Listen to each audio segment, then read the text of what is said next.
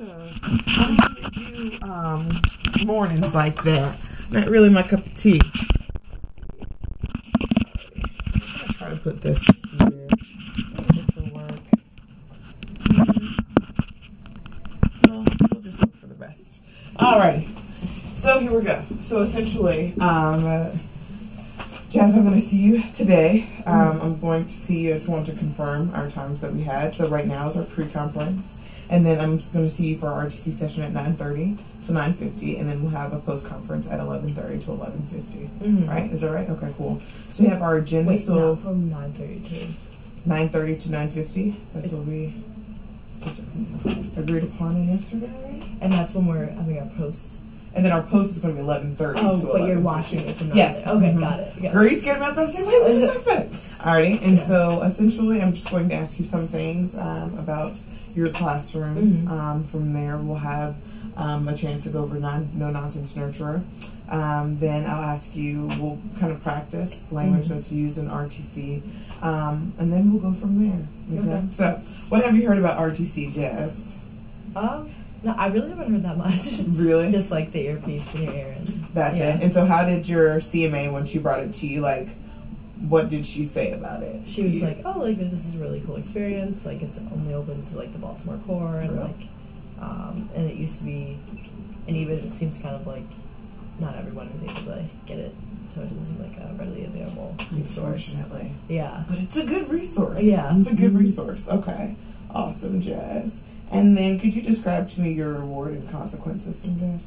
Oh, yes. So it's basically the school's reward and consequence system. Okay. So they have a color chart, and you'll see it at the far, like if you're standing in the back of the room, you'll see it at the far right-hand corner of the room.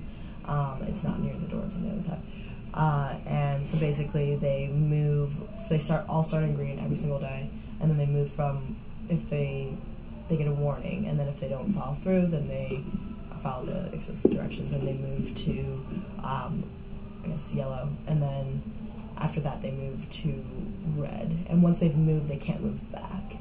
And if they're having a really good day, like if they're following one of the 5 C values, which are like courage, commitment. 5 C values? Yeah, they're something that Cater has. It's something with the school. Then they move to blue. So it goes warning, yellow, red. What happens at these points when they hit yellow and red? Like that's what I'm still kind of unclear about, but like the kids seem very upset to like be moving their color.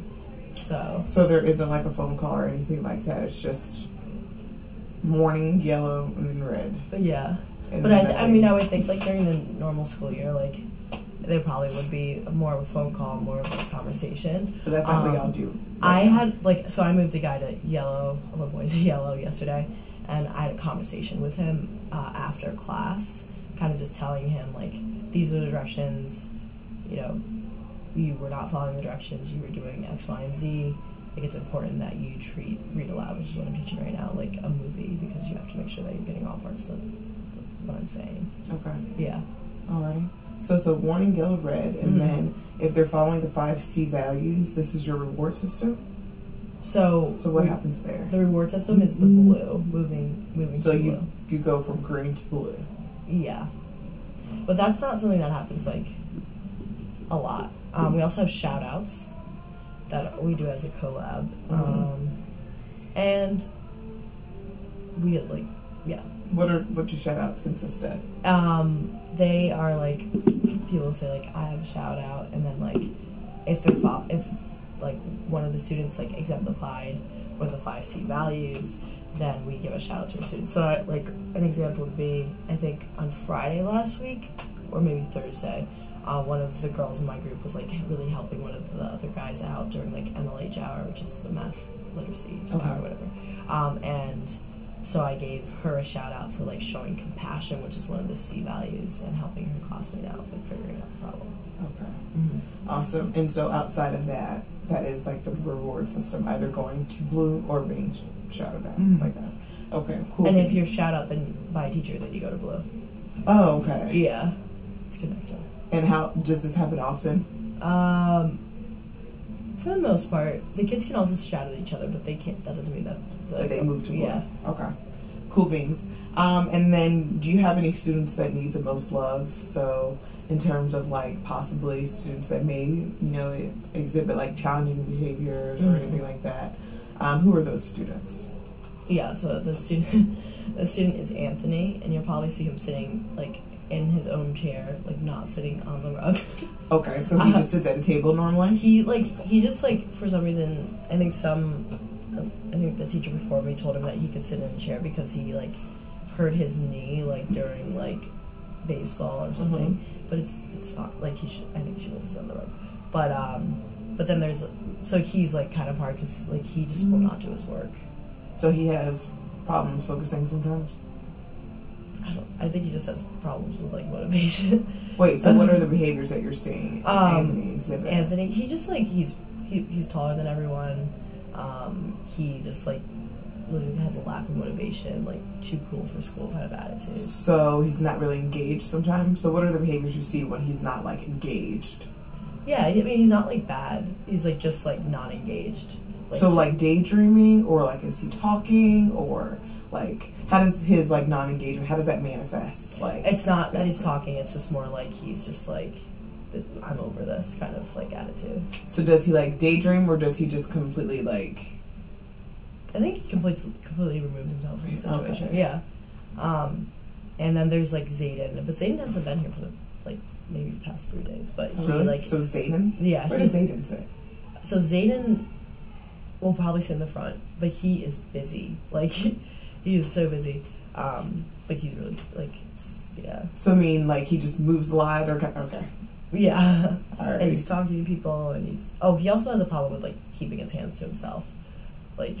So he finds it hard to like usually, just kind of sit with himself sometimes. Exactly. So usually, like like 2 or 3 kids will say like, you know, Zayden is touching me. Zayden's like blah blah blah. And I'm like, okay, Zayden, go find another chair. Like no, not go find another chair. I give him a chair that he sits in.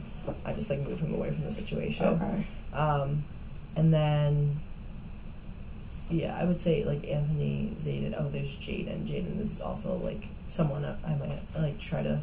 He's tall. He's taller too, and he like has a problem like keeping his hands. So sometimes he has problems not touching other students. Yeah, too. Where does Jaden normally sit? He sits like on this side of the classroom, but I recently moved him because he just was like not. So I sat him with like another group of kids. Okay. So I'm not exactly sure where he sits, but yeah.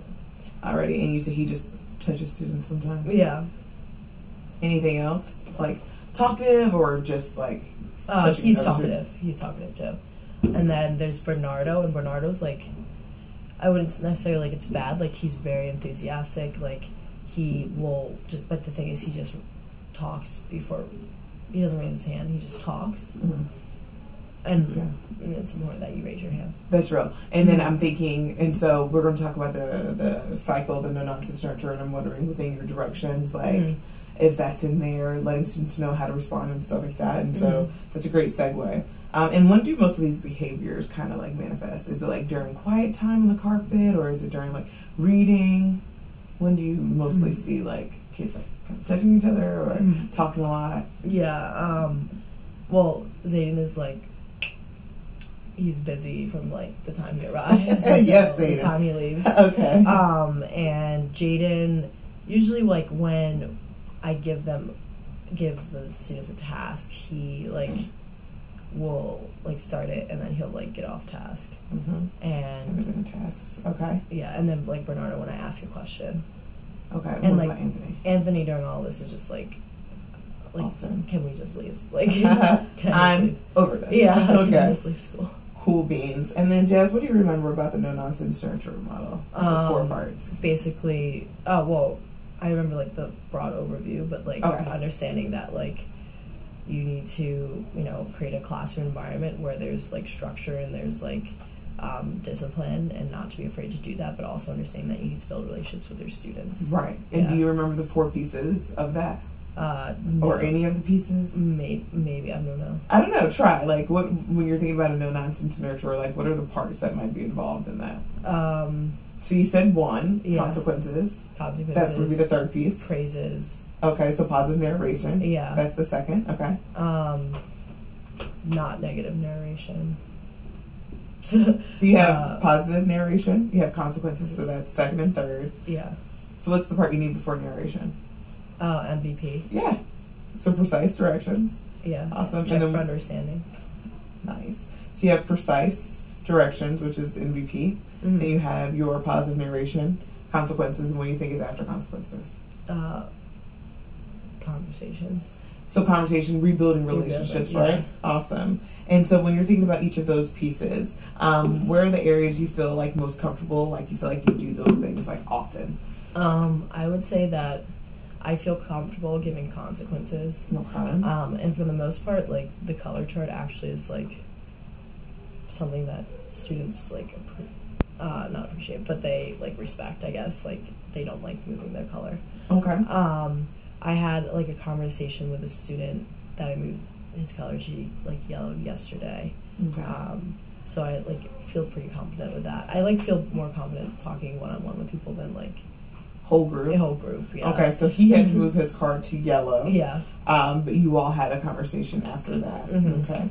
I think the place where I definitely struggle is like the MVP because like sometimes I like find myself like, you know, saying something, but I'm like, did I already say something? I don't know. Okay. So then that's something that I can look for today, and so I'll be sure to cue you like MVP, and you already know what MVP stands for, correct? Movement, voice, performance, right? Mm-hmm. Or participation, yep. Participation. Alrighty, awesome. And do you feel like when you move through, so I know you said you feel comfortable giving consequences and having one-on-one conversations when you're building relationships, but do you feel comfortable giving like going through the cycle completely, so starting off with your directions, then positively narrating, then giving consequences, and then establishing some rapport after that? Do you find that you move through the entire cycle together, or that you do each piece like separately? I would say it's probably more fragmented because I feel like I'm comfortable at the beginning, like with the MVPs, and then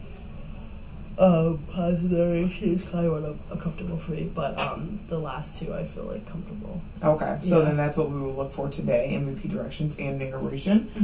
So what we're going to do, we have like a couple more minutes left, actually. So we have about 5 minutes, and so I want you to try on the janky headset piece. Oh, okay. And then you can either clip that on your. So I'm really hoping that we can find a way to make this like at least a little secure. Do you need to like push it down? Would that help? Like, does it feel comfortable? I think it won't fall off. Really? Yeah. Okay, especially if you're just like sitting or standing. Okay, so you're gonna clip that piece on you, and essentially, just in case any of your students ask about your walkie, like I've found that when I've been in schools, like students haven't really paid attention or asked, but just in case someone does ask, we kind of use it like the sports analogy with a quarterback and a coach, right? So you know how when a quarterback is on a field, like the coach is in his ear giving him the plays to do with the team. That's kind of like what I'm doing and trying to assist you in being the best teacher you can be. And so if you find that like students are like staring at you or staring at me, you can feel free to name it if you want me to introduce myself. Like, I don't mind. Okay. It's not that deep. Like, we can do whatever. It works out. Okay. And so we're going to, just so you know, and so since MVP and narration are things that you want to work on that are going to be beneficial in moving through the complete cycle, I'm going to give you a cue, right? So, oh my God. Is it too late? What's wrong? It's a little bit loud. Is it too loud? Okay. Yeah. Yeah, you were like, whoa. That's why we practice. That's good to know. Okay, go ahead. I guess. Is it down? I don't know. So, this way, that way is up. Okay. You ready? Yeah. Okay, sorry. Okay, yeah. There you go. That works? Okay. So, for example, let's say you're in front of your class. Give a set of directions you would give at the beginning of class. Okay. When I say go, come to the carpet, or like walk to the carpet, and sit silently while waiting for the next direction. Go. Okay. Jaden is sitting silently. Gabrielle is sitting silently. Zayden is sitting silently. Oh, okay. Ariel. Yeah. you have a warning. Okay. Yeah. So, no, good. So you positively narrate, you gave your MVP directions, right? Mm-hmm. Then you narrate. So we're talking about Ariel.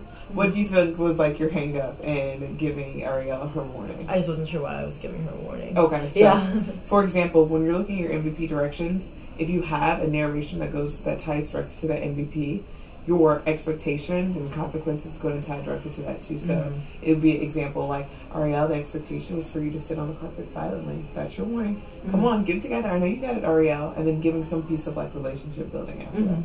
Okay, so let's try that one more time, and then I know you have to get back to your class. Okay. So you're directions. Okay. When I say go, walk to the carpet silently, find your space on the carpet, and wait for the next directions. Go. Jaden sitting on the carpet silently. Ezekiel sitting on the carpet silently. Sorry. So, if ever you don't hear me, that's perfect. If ever you don't hear me, just do like that. Okay. That way I know that you didn't hear me. You don't have to be like, wait, what? What did you say? So, okay. Yeah. So, okay. So Ariel's sitting on the carpet silently. Jasmine's sitting on the carpet silently.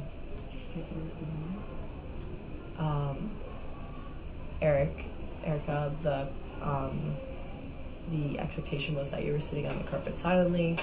You were not doing that. So let's make sure we're doing that. Nice. So you already had your narration, and so when you go to give your expectation or the warning, Eric, the expectation was for you to be sitting on the carpet silently. That's your warning. And then you stop there, and next time I might have you circle back. So if you're going on to narrate another student, I might have you come back to Eric and say, positively narrate Eric, so that you're rebuilding that relationship. Okay. So how are you feeling? Okay. You feeling okay? Yeah. Okay. So that is going to be today. I'm going to see you at 9:30 for our session. And then if the, what's her name? If the, the nurse isn't back in here, then I'll just meet you at the Okay. Perfect. Sounds good. Awesome. And we did that in 19 minutes. Sweet. Okay, I'm going to take that from you. And then I'm going to go steal